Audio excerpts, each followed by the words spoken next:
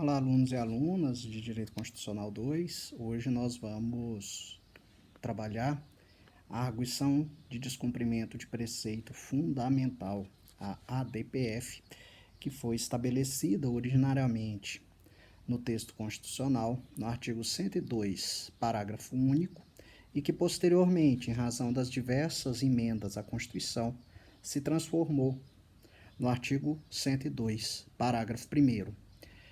É interessante perceber que o texto relacionado à DPF nunca se alterou, de modo que houve apenas uma modificação na posição do dispositivo. No início, era o parágrafo único do artigo 102 e, posteriormente, passou para o parágrafo 1º do artigo 102. Diz o dispositivo: a arguição de descumprimento de preceito fundamental decorrente dessa Constituição será apreciada pelo Supremo Tribunal Federal na forma da lei. Houve muito debate sobre o que seria esse preceito fundamental decorrente dessa Constituição e acabou-se por fixar a ideia de que o preceito fundamental decorrente dessa Constituição são aquelas normas denominadas como normas materialmente constitucionais, ou seja, aquelas normas que tratam dos direitos fundamentais e da organização do poder político. Então, apenas essas normas podem ser protegidas por meio da ADPF.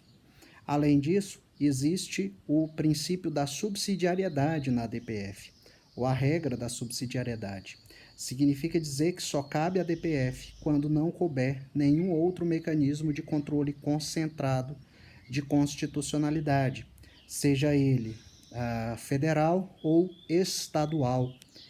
Portanto, vai caber a DPF apenas contra normas anteriores à Constituição em face do texto constitucional.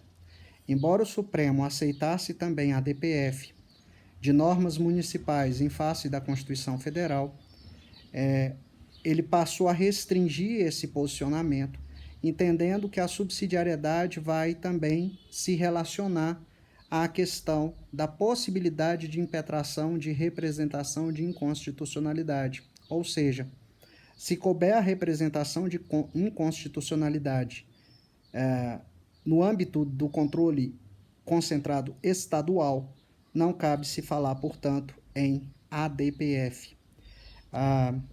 A lei que regulamentou a ADPF, a Lei 9882 de 99, criou duas espécies de arguição de descumprimento de preceito fundamental: a ADPF autônoma e a ADPF subsidiária ou incidental. A ADPF autônoma ela é cabível contra ato do poder público, ato administrativo, normativo ou ato judicial. Esse ato normativo ele pode ser primário ou secundário. O Supremo Tribunal Federal entendeu não ser cabível a DPF contra proposta de emenda à Constituição. Isso na DPF 43. De acordo com o artigo 4º da Lei 9882/99, nós vamos ter, então, o chamado princípio da subsidiariedade.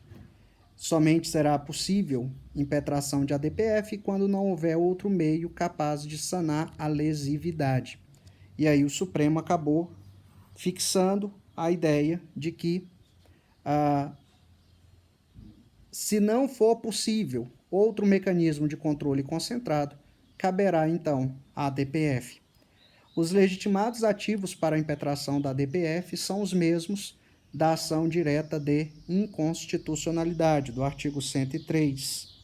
Tá? Já a ADPF subsidiária ou incidental, ela foi prevista no inciso 1 do parágrafo único do artigo 1º da Lei 9882 de 99. Diz o parágrafo único: caberá também a arguição de descumprimento de preceito fundamental quando for relevante o fundamento da controvérsia constitucional sobre lei ou ato normativo federal, estadual ou municipal, incluídos os anteriores à Constituição.